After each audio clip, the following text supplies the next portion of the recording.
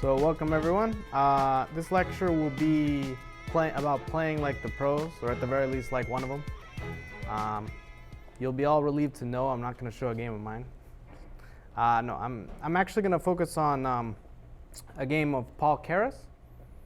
And he's actually one of my favorite players. He was, for those of you who don't know, he never made world champion, but he's considered one of the strongest players never to have made it.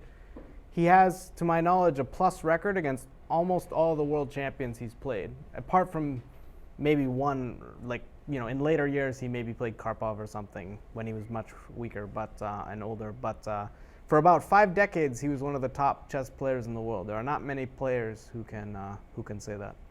So a very impressive player, one of my favorite players. So I'm going to go over a game of his against Max Euwe, who you guys might know was actually a world champion. I would say he was not a player of Keres's caliber. He, won the world championship. He, was obviously an extremely strong player. But if you look at his overall results, probably not quite as strong, actually. So that gives you an idea of how strong Keres is. So one of the reasons I like him as a player is because if you ask to define someone's style, like say Tal, right? What would you say is his style? Yeah? Attacking, tactical, aggressive. It doesn't mean he couldn't do things like play endgames, but in fact, he was quite a competent endgame player, I think, but it wasn't really what he was known for. He wasn't known for positional chess as much. He was known as an attacker. Now say take Karpov. What would you say his specialty was? Endgames, more positional chess. And again, believe me, Karpov could attack extremely well. He could do most things well. To be a world champion, you can't just do one thing, but at least to my knowledge. But that's kind of what he was known for. I would say with Keres, he was more balanced. Spassky, maybe you could put into this category as well, but basically, I would say Keres was an aggressive type player. He liked to play with the initiative, but he could play more solidly too. He could play positionally, he could play tactically. I would say that he was really a universal player. And if you look at his games, you see games of all different types. And it's one of the reasons why I really like him as a player, and I think this game illustrates it well. Because for a lot of the game, he has to defend, but then the second the tables turn, he goes in the offensive and right away kind of takes the game from over. So we start out with double king pawn. Yes, Keres is black. I suppose I'll flip the board just for fun.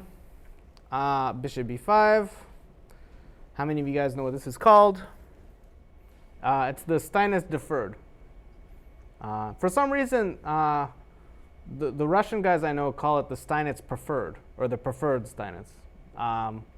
No American I know calls it that, but most people call it the Steinitz deferred. So that's what I call it. Steinitz preferred is a little bit, too presumptuous. Like, you're really sure it's better? But okay. But the idea, of course, is that with the moves a6, bishop a4 thrown in, what option does it give black? Which is often a very important option. Yeah? Well, knight f6, playing a6 does not give you the option of knight f6. But I would say that it does give you the option of b5, which is an important option to have. There are times when, if white plays d4, for instance, this is actually a very cool trick for you guys who haven't known it. With the pawn back on a7 and the bishop here, d4 is actually the main move. And usually you have to take, play bishop d7. Your position ends up being a little bit passive. Not horrible, but passive. Whereas here you can play b5. Knight takes d4. And white actually should play a move like c3 probably. But there's a very cool trick if white takes here. It's called Noah's Ark trap. So anyone have an idea of what it could be?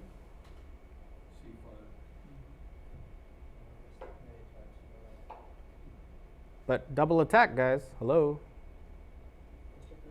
Is anyone scared? All right, no one's scared. Bishop e6. Defending.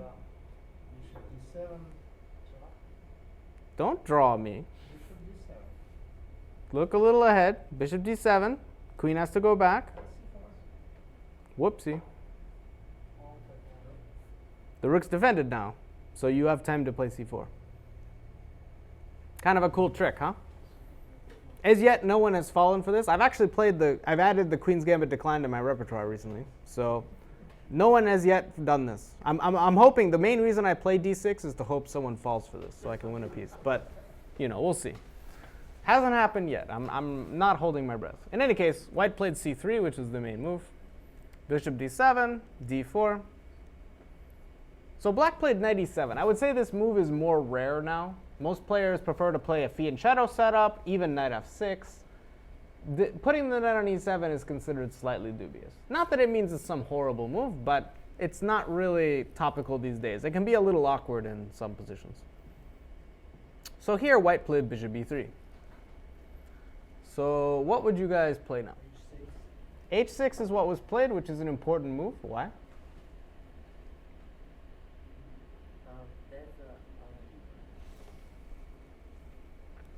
Let's say you were to play g6, which is a more natural developing move, right? You want to play bishop g7 and castle. There's a very big problem here. I would say so. Don't do this to yourself in the opening. It's very depressing. You can play knight a5. It's a little bit weird, though, because first of all, you're hanging a pawn. If knight g5, the idea, by the way, is to take the bishop first, and then play d5, and you kind of get out of it. Maybe not so clear, just because you've taken the bishop. You've taken white's best piece. But OK, it's a little bit weird to play knight a5. It's a very computerish type move. But it might be playable. Anyway, Keres played h6, which is the main move. White plays knight d2, knight g6, knight c4. All fairly typical. Bishop e6.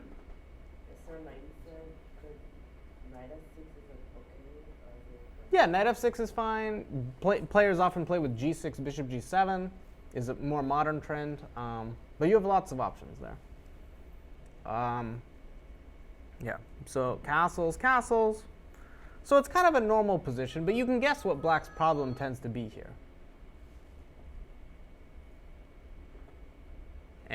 Or can you? Nah, you guys can guess. What is black's problem here, mostly? It's a more general state of black's position more than a specific move. I know what you meant. And you're absolutely correct. Black's cramped, right? Like all these pieces are kind of getting in each other's way. It's just annoying. So that tends to be black's problem in all these setups. Unlike in Lopez's where black tries to play b5, black plays more aggressively. Here, black just tends to be cramped. And it's one of the reasons why people are fianchettoing the bishop now, because it tends to be a slightly less cramped version than this. But I can tell you, when you play the Steinitz deferred incorrectly, something which I have definitely done, this is often what happens. You end up in a cramped position. And it's not always a lot of fun. But one of the things I wanted to highlight about Keres as a player is that you could put him on the defensive, you could put him on the offensive, you can give him any type of position, and he'll handle it properly for the most part. So even though he ended up in this position, which to my mind is a little passive, he's like, all right, we'll just slowly improve my pieces. So knight e3 was played. He played bishop f6. Knight d5. So the question is, how do you play now?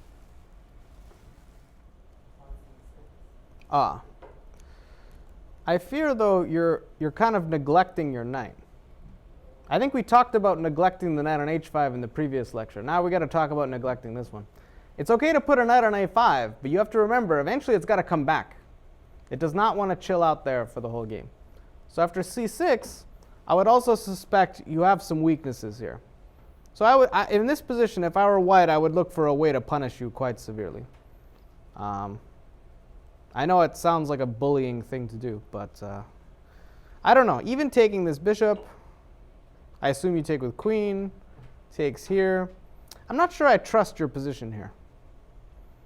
You have to take with knight, right? Otherwise you hang this guy.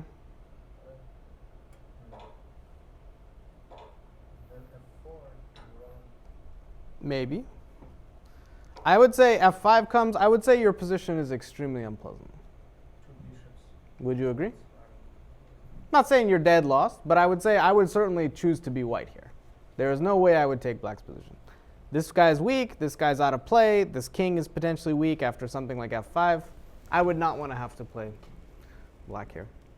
So you have to be careful. I mean, this is the problem when you have a passive position. There's a tendency to want to fix it right away. Sometimes you can't fix it right away. Sometimes you have to remain passive for a little while. You should always be on the lookout for active ideas. I like that you were doing that. I think that's a good habit, but you can't rush it. Sometimes you have to play a little slower. Rook e8 looks like a perfectly fine move. He opted to actually take this pawn first. Sometimes people, this is a tendency which I would say back before Keres's time, taking this pawn was considered a fish move. Like, some amateur giving up their center.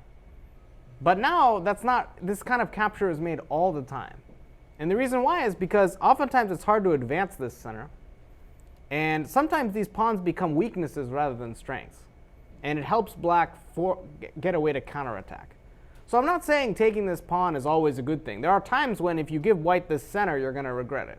But sometimes to get counterplay, you have to give white this center. You have to make this capture. But I would say that, again, long before this game, this would be a very unusual capture. This would be like, some idiot. Now it's pretty common. But yeah, black could have possibly played rook e8, some moves like this. You have to be careful sometimes with this bishop. You don't want f7 to become tender at the wrong moment, but knight h4 is possible. The only thing is you might find yourself a little slow. The problem when you get rid of this knight is that now, and all of a sudden it's like, whoa. Sometimes this can really make your position uncomfortable very fast, right? So you have to make sure you don't accelerate your opponent's attack. The knight on f3 might be an okay piece, but it also keeps white at bay. So he opted to take, knight takes. And again, it was maybe possible for white to take with the pawn. But I don't know, rook e8.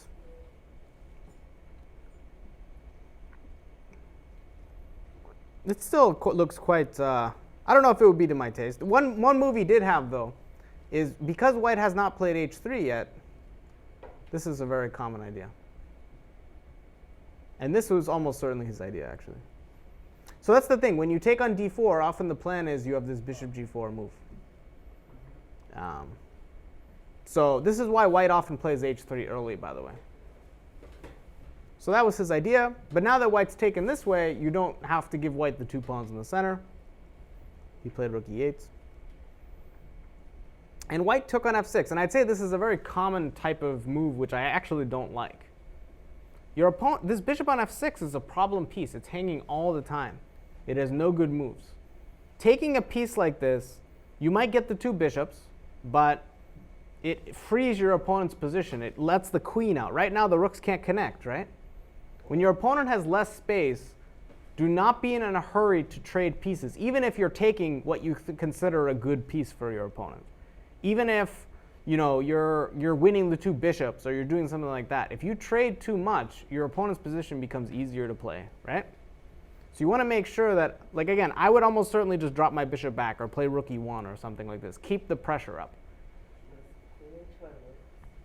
Queen h5. Oh my goodness. So you're trying to do something tricky with this knight?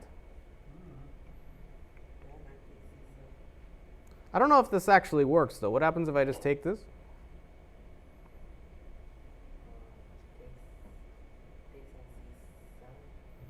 You do realize you're giving up lots of pieces, right? I don't know if you can take them all back quickly enough.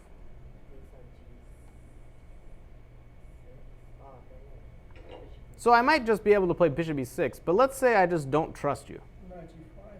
Knight e5 actually would be just end it right away. But even if I let you take on f7, I would say your position's quite bad.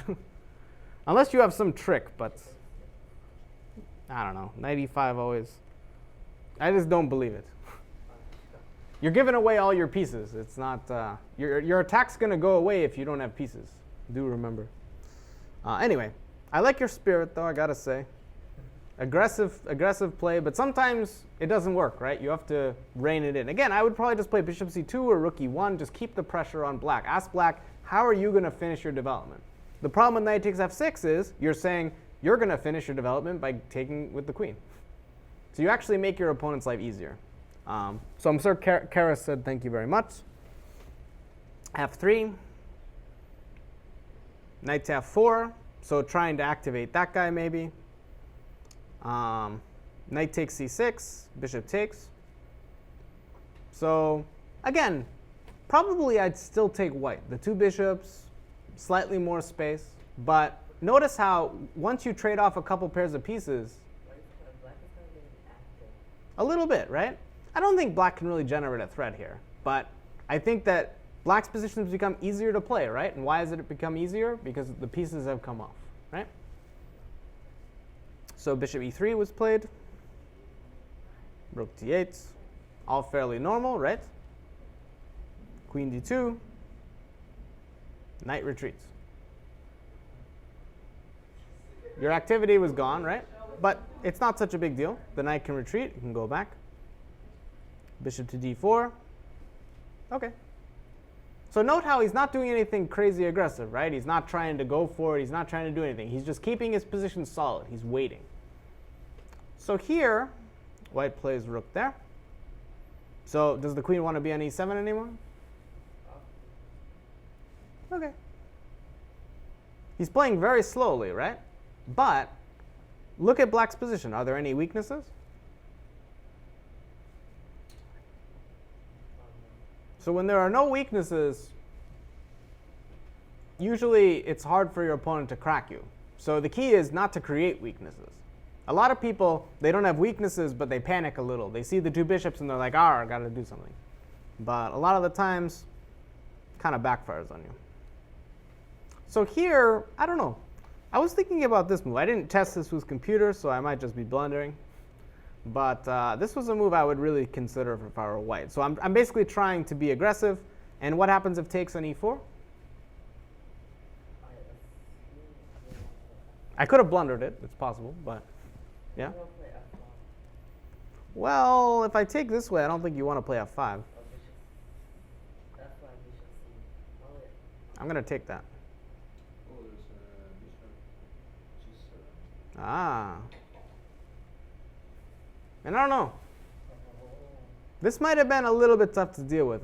That's the one thing with queen d7 I didn't like. But white decided to play a little differently. White decided to make sure d5 is not a move. A little bit of an awkward move. So the question is, what does black do here? So a move like b5, you have to be careful with. Right now, that pawn on c4 is doing what? It's blocking the bishop, right? When you play b5, you're opening the position up. Now, who are you opening the position up for? The bishop, right? So if you play b5, for example, your plans to do what? You have to be careful. Sometimes when you do stuff like this, all you end up doing is ripping up your own position, not your opponent's. So for example, let's say I were to play, I don't know, queen c3. Check to your pawn. I always announce check to all pieces.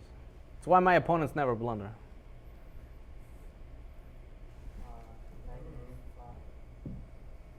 But now you have to watch out for f4, no? I don't have to take that. So yes, very nice trick. If I take, you take this rook. I'm not even sure that's good for you, by the way. Actually, I'm just going to fall for it just because I'm bored. No. But just to illustrate a point, sometimes you allow this knight might be trapped. You might end up actually regretting this big time. I don't know. This is a little bit weird. But I didn't have to take on b4 either. I could play queen back to d2, for example. Or even to g3 here. Ah, g3 would be probably better. Yeah. I don't know. I don't much like your position.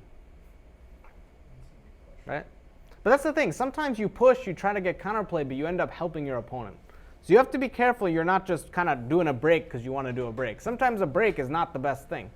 If your opponent has the two bishops and you're trying to open the position for them, it's usually a bad idea. So black does something actually which I think is an excellent positional decision. Not an obvious one, but a really good one. I think that Keres tended to be very astute. He'd know that if the position was changing a little, what he had to do. Because he plays a move which is probably not all that obvious. But I think it's the best move.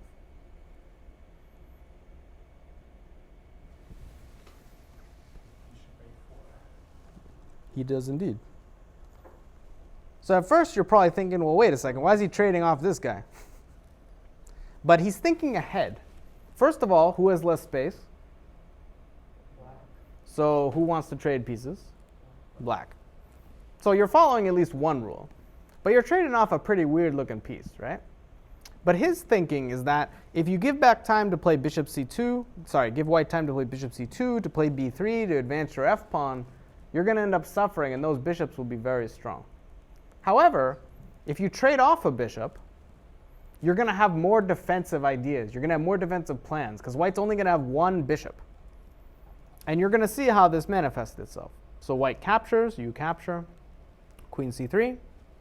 But now, you can safely play which move? Knight e5, you're going to run into f4 again. I would not want to torture kingside.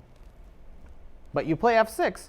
With the bishops on the board, this would be a very weakening move. You'd have to contend with c5 check. You'd have to contend with all sorts of things.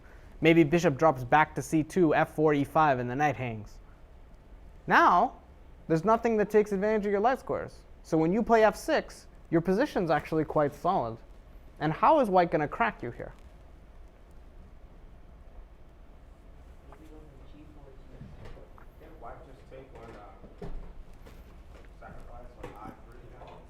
On f6? You can try. But I think the best you can hope for here is really perpetual, because your rooks are not attacking, right? So let's say I play, I don't know, knight f8 maybe. Yeah.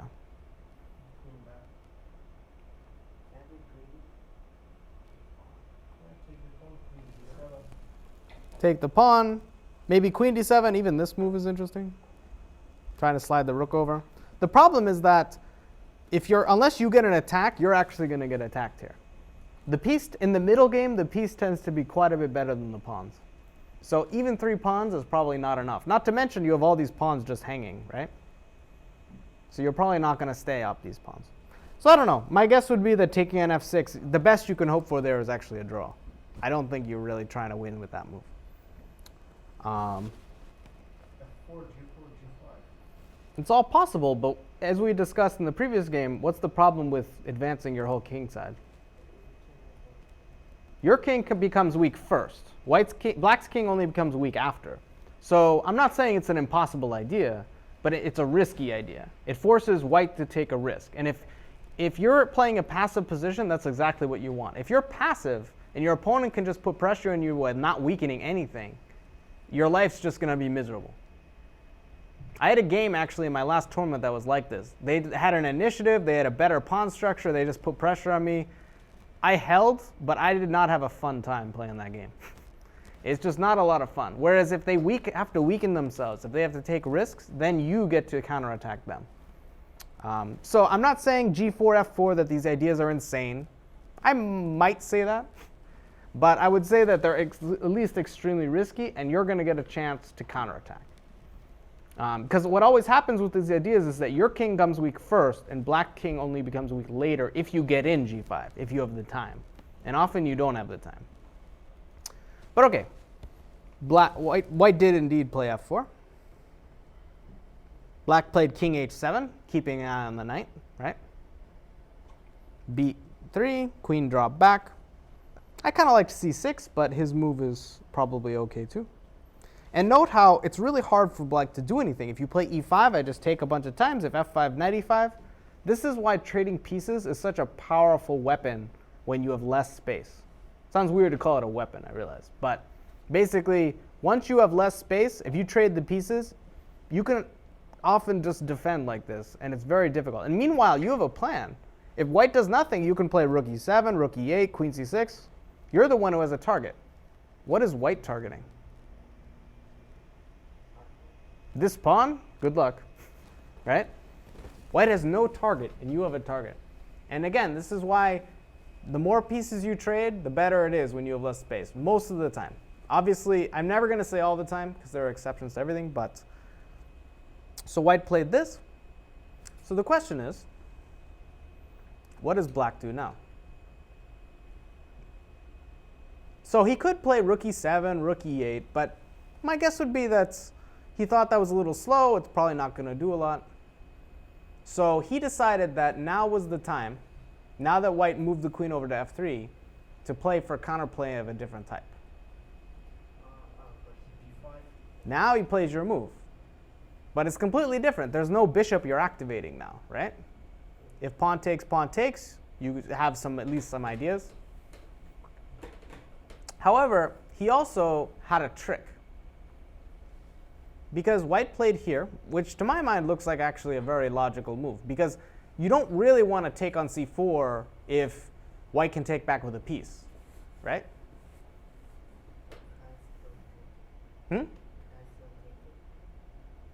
So what do you want to play as take this one? Okay, queen takes.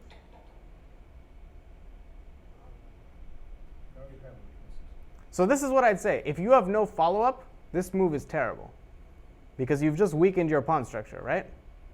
This is why you have to be careful with captures with threatening all the time. Like you have to see ahead because you've worsened your pawn structure, right? You have not improved it. This is why I would say that when you play moves like b5, you should do so with caution. You want to make sure that you're not just weakening yourself. You want to make sure you're creating weaknesses. If white had to take back with the pawn, you'd be creating weaknesses, right? Then white has a worse pawn structure. But if white can take back with the queen, all of a sudden your pawn structure is not so good, right?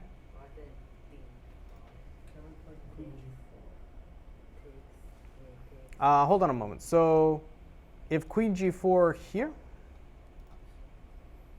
so you're trying to play knight takes f4, I presume. The only thing I would say is that now I might actually worry about this move. And the reason is because now I don't like your queen. Now I think the queen might be slightly misplaced. Although, wait, knight e5, yes. Knight e5, oh, you're attacking stuff already. Mm-hmm. Yep, no, you're correct. That's not good. So, for some reason I thought I could do it with tempo, but I could not. Yeah, I don't know. It's an interesting move. E5. I think you might live to regret that one. Yep. That's a lot of pieces aimed at you here.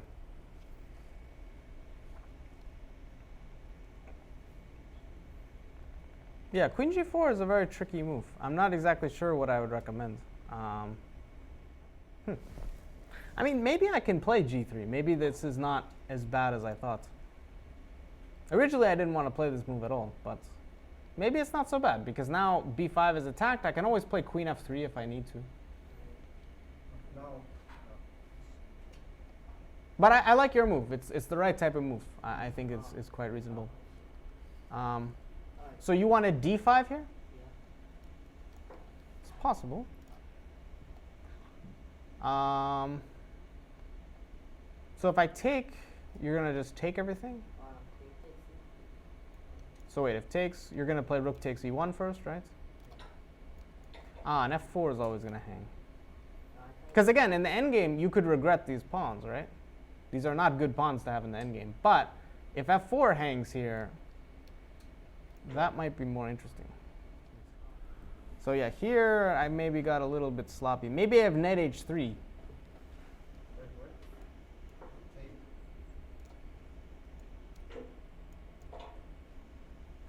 I don't know what's going on now. Check and do the 7. Check here. So I could maybe play king h8, rook g8. Or I could even, I mean, I don't think I'm in really any danger here. F pawn. Who's the master of this? No, you take on a6 in the end. Yeah, but you're a little bit more passive.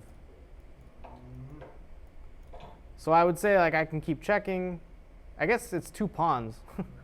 But I don't know. Here, I would actually be very amazed if black's not drawing here, just because of how active, how strong the king is. I think if you take on h6, Hmm? rook takes h6 like that. I think Rook takes h6, king f3, bam. I mean, Just to show you. Oh, ho, ho. Active king. Telling you, people underestimate the active king in the rook endgame so bad. It's unbelievable.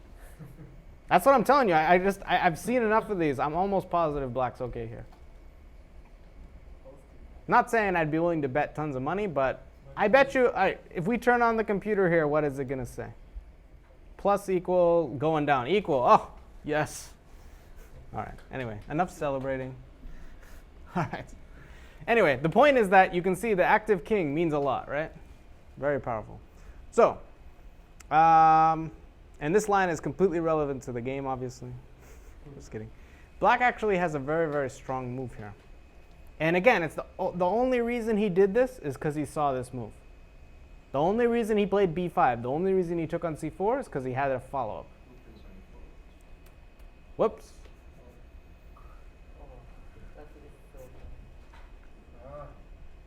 So it's funny because at first you're like, oh, white just fell for a tactic. But part of the reason white fell for this tactic is because black played very solid and was slowly outplaying him, right? Black was defending it first for a long time, slowly got a solid position. This is where you got to be on the lookout. This is where the very strongest players are always kind of on the watch because they all want to win. It's not like people just want to draw. It's just sometimes you have to play solidly when your position's worse, right? But they're always on the lookout for tactics. They're always trying to find a way to turn the tables. And this is quite a way to do it. So rook takes e4, d5. And here I think white's already in some trouble. White grabs the pawn, takes here. Bishop e3, but material's still even. You can, but my question is, do you want to? How do you decide if you want to trade queens?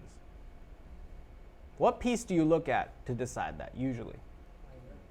Hmm? Nope. Kings. The kings. Why the kings? Because white queens. I could not have said it better myself. Everything you said is correct. If your opponent has a weak king, and you don't, you want to keep those queens on the board. You want that king feeling the heat. If you trade queens when your opponent is a weak king, in some ways you can think of it as almost giving up a pawn, giving up an exchange. You're giving up part of your advantage. Material is only one thing that can make a position better. There's pawn structure, there's piece activity, there's king safety.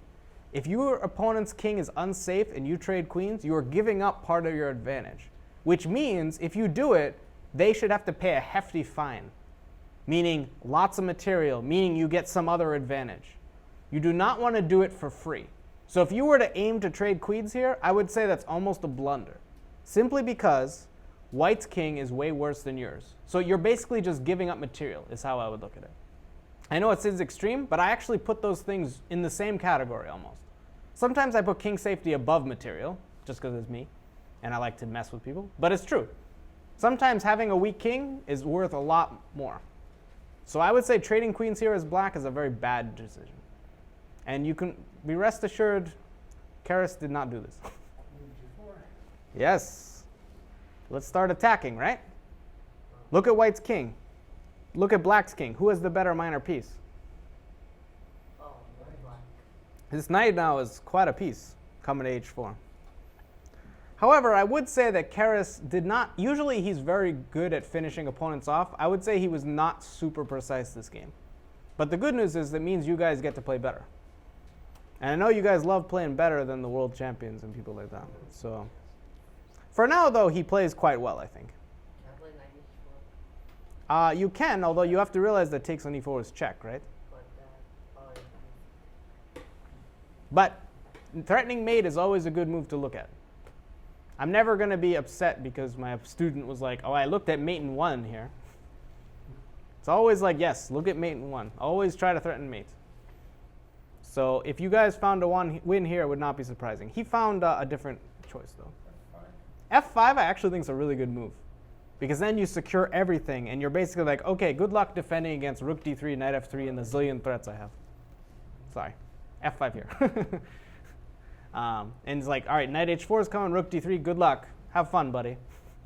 And I think f5 is actually a very good move. But he found something more forceful. Kind of like you guys. He wanted to immediately try to do something. But he didn't think knight h4 worked. So what other forceful moves are available? Well, okay, first of all, before you go too far, do I have to take on d1? I've noticed, by the way, you in particular sometimes forget to ask this. You play a move and you're like, does my opponent, and you assume your opponent has to take you or has to kind of do that. Always ask yourself, do they have to? It's a question a lot of us forget. Do our opponents have to take us? I don't know. Are you threatening anything here? Is the world on fire? Is something going on? I mean, I don't know. I could take here. Maybe I can't. I mean, it looks dangerous, but you know what I mean? Am I forced to take this? But let's say I do take this. First of all, you're trading rooks. Not something I want to do when you're trying to attack, do you? And second, I mean, I don't know. I play king f2. Even queen f1 might be a move. This does not look forcing, right? This does not look like you're going to be winning anything. I don't know. Maybe you have some idea, but rook d1 I don't think is a forcing move because you're not really making a threat. That was dramatic. What else we got? Although usually when I do these lectures, none of the questions come through. So it's just me talking to myself. So it's like me every day. But, you know, try to repeat them. He chose this one. So you guys probably looked at this, but you missed that after queen takes pawn, what move does black have? And I have to admit, when I played through this game, I missed it too at first, yeah. Kind of obvious when you think about it, but it's like, I missed it too. It's easy to miss. The idea, of course, is that if rook f3, you're kind of overloaded. So you can just give a check and then this bishop. Well, it's not quite checkmate, but. Oh, rook d1. Yeah, it's even stronger. Little faster. Yeah. I was like, oh, queen e1. I was so happy. All right. Anyway, so he decides to play bishop back. So now, of course,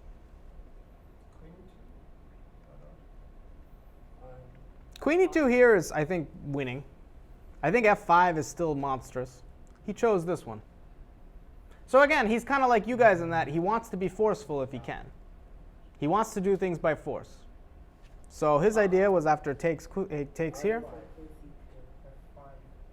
Queen c2 was possible, but even here, even if f5 here, it's still pretty much winning. After queen takes c4, there's no queen c2. Yeah. Queen c6 and So he played here. So here he decided to get a little clever. He could play rook c3 first and just play rook c2 and probably it's winning. Question, they play rook f3. No. no. You have to realize, guys, this is a kind of mistake I see a lot where it's like people win material and they kind of stop, but it's like, well, wait a moment. I was probably mating before. Now, wait a second. How do I win this position? Right?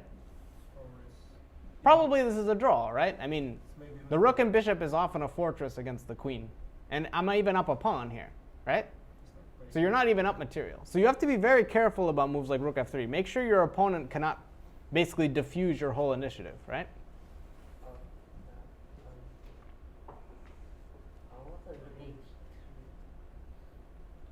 Rook h3.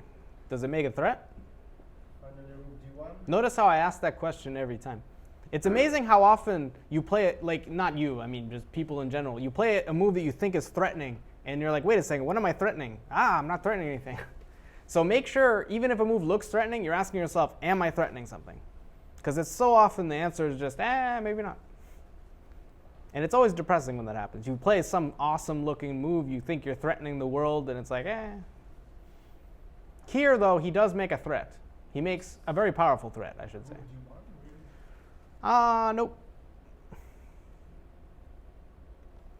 Rook d1, he might be able to just move the bishop. I don't know, bishop e3. Looks risky, I'll give you that. He actually plays a very sneaky move. This makes a threat, right? And then rook c3. And this is quite good enough to win. Kind of clever, huh? He wanted to do it all with tempo. So he attacks the queen. He wants to play rook c2. Obviously, taking is not advisable. So yeah, h3 maybe would have been a clever move. Maybe the best try, I don't know. And it's probably why rook c3 first was simpler. But okay, white played queen d5. So now what? He actually could have made a choice. He could have played rook c5, which is what he played, or rook c2. One move is actually quite a bit better than the other. I think rook C5 c5. is better. Why? Because queen has to go away from center. Maybe it cannot But come the back. question is, where is the queen going to move? B7 or A8. Rook g3 is possible, but I'm not going to take it. I'm going to move back to c6, right? That's kind of the position we just came from. And then rook d, We just had this position. rook d6. You can play rook d6. But now maybe I go back to c2. It's an improvement, right? The queen's better on c2 than it was kind of out here. You have to be careful. I mean, it's tempting to just keep chasing the queen, but sometimes you chase it to better squares, not worse squares. So you have to be careful. But yeah, here, between rook c2 and rook c5, one's actually more precise than the other. I think they both win, but Rook c2 maybe is better. why? So rook c5, you have queen d2. Exactly. If rook c2, now you go here, queen d2 is not a defensive choice. So the queen must go out this way, and now you have a very strong move. b7 is possible too, they're the same basically. But here, believe it or not, white can just resign immediately. It's just over. You lose the entire world. Not only do you lose a piece, you lose everything. Because what can white do here? White has no moves, and you're just going to play queen takes bishop and rook c2 and ask white to resign. Politely. Okay, like bishop b4 and So now, I'd imagine there's a choice, but this, Bishop e1. I don't know, this one looks kind of strong. Bishop You just have too much to defend, right? You have to probably go here, I go here. whoa. Looks kind of bad. e1. Bishop e1. Here? I'll take it. Previous. Previous. Yeah, previous. Yeah. Ah, bishop e1 here. Rook c1 maybe.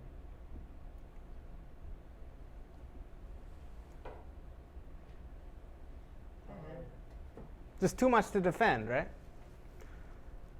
So what he did, of course, is still winning.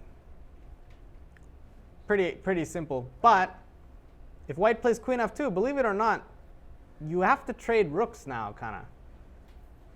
And I guess you can move back, like to c3, but at least the game would be prolonged a little bit. I would say this is a mistake that's pretty small. I mean, most people are going to lose here anyway, but Queen d1 for black. you could play queen d1, but the only problem is I'm not actually sure you want to trade everything. Look at your knight, look at these guys. That's what I do. This is a case where you're up a piece you don't want to trade. Trading actually makes your life way more complicated. Whereas if you keep everything on the board, I would probably just go back, say. You're probably going to win this, right? Because the king is still weak. The only thing is you don't win immediately. White gets to defend a little while longer. So he could have ended the game completely immediately by playing rook c2 first. What he did is good enough. White played this move, though. What's that? But here, black could have actually won quite easily. Knight f3 check. And the idea is that now if king f2. Take on f1 is check. So he actually missed this. I'm guessing he had no time here. Because there's no way a player of his strength is missing knight f3 in normal circumstances. But I'm glad you guys saw it. He played queen g3, queen e2. And now he won this position. So this kind of thing is pretty easy to win. But I would say that what are the key things you have to remember? You're up a piece for a pawn, but what is your idea to win here? What do you want to do? Yeah? Trade pieces. I would say no. Oh, why? Why would I say no to trading pieces? There's attack pawn. Who is attacking? Black for sure, right? Look at this king. You have an extra attacking piece. I don't see an extra piece. I see an extra attacking piece. It's true. This is often the case. So if you trade queens, what are you doing according to my silly rules? Not losing. You're basically giving up material. Part of your advantage is white's weak king. If you trade queens, you're giving up part of your advantage. Now, there are exceptions. If you trade queens and you get an ending that you can win with your eyes closed at 2 a.m., then fine. If it's that easy, then okay. But I'd say that unless that's the case, you want to keep queens on so you can do what? Checkmate, or at least attack. Force white to say give up another pawn to trade queens. Force white to give up a queenside pawn. Force white to do something unpleasant in order to avoid checkmate. Is this the actual game? It is. Is this still winning? Yeah, pretty easily. He just could have won really easily. That was the only thing. So knight g6. Knight e7. So he's just bringing his knight back around, right? The knight on h4 looked nice, but he wasn't really making any threats. a4, queen check, knight d5. I'm playing this over because you have lots of good moves. But note how he's bringing his knight around because these squares are looking kind of tasty, right? Like, I would say I have a problem with students doing this, that they'll be up material like this and they'll want to trade queens here as black. I'm like, why would you ever want to trade queens? You're attacking. So, simplifying is a tricky concept. I would say that simplifying is something you want to do in certain situations. If your opponent has counterplay and you're up material, then yes, trading queens is often the way to go. Trying to trade pieces, simplify the game. But if you are up material and attacking, if you're up material and have the initiative, you want to keep your initiative. You want to keep the game, keep it so you can make threats. So you can play against your opponent's pieces, against their king. So if you have the initiative, if you have an attack, do not simplify. Almost never should you simplify. Those are the cases where you should be trying to keep the game, not complicated, but keep your initiative going, right? Does that make sense? And the reason I mention this a lot is because almost all my students say under 2,000, under 2,100 do the exact same thing. They want to trade queens in a position like this. And I just want to say, no, keep attacking. Aren't you kids? Don't you like to attack? What's going on? Anyway, so queen d1 was played. Knight c3. I'll try not to shake my fists the rest of the lecture. Queen c2. And here he decided to go on the attack. King g6. What's his idea of king g6, by the way? Defend the pawn. So white played here, which is not a very good move. See what I mean? So now, all of a sudden, white has to defend. So he goes here. So how to finish off the game?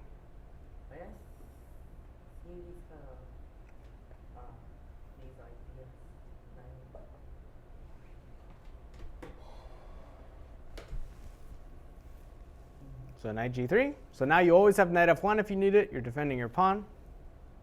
White played here. Give it check.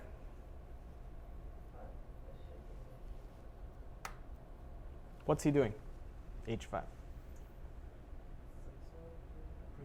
Not quite. Prepare a knife. Let's say I just go here. I'm trying to push a pawn.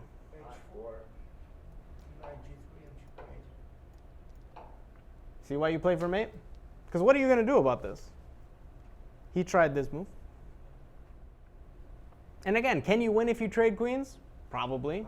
But why bother, right? Knight e3. and Yes. h4. This is the key. You don't want to block your pawn. So you play knight e3. And I think white just resigned. But yeah, do this. See how helpless white is? Knight f1, knight g3, mate is the idea, right? The idea is not to trade queens. Anyway, so notice how you can learn from all phases of the game, right? I mean, yes, it should be pretty easy to win up a knight, but notice how he did it. He wasn't in a rush. He didn't just trade queens. He brought his knight into the game. He went after white's king, and the game kind of wins itself. Even if a computer can prevent you from mating them for a while, most humans, even very strong ones, cannot. They're eventually going to blunder. They're eventually going to miss something. And you just it makes your win so much easier because you're not really taking a risk because the queens are on the board. You're the one attacking. But anyway, so I hope you enjoyed the game. Again, I think Keres is a good player to learn from because he shows you that you have to be good at all the phases of the game. Not that other world champions, other strong players weren't, but in particular with him, I would say he was good at playing each type of position, whether very locked, very, very open. And if you look at more of his games, you'll see that. And I think that especially if you're a young player, but even if you're just trying to improve at any level, at any age, trying to learn to play different types of positions, ones you don't like as much, ones you aren't good at, is very important. Because do you think he was happy at the beginning of the game having to defend all like that? Probably not, right? But he still did what he had to do, waited for his opportunity, and you saw how he capitalized when he did get the advantage, right?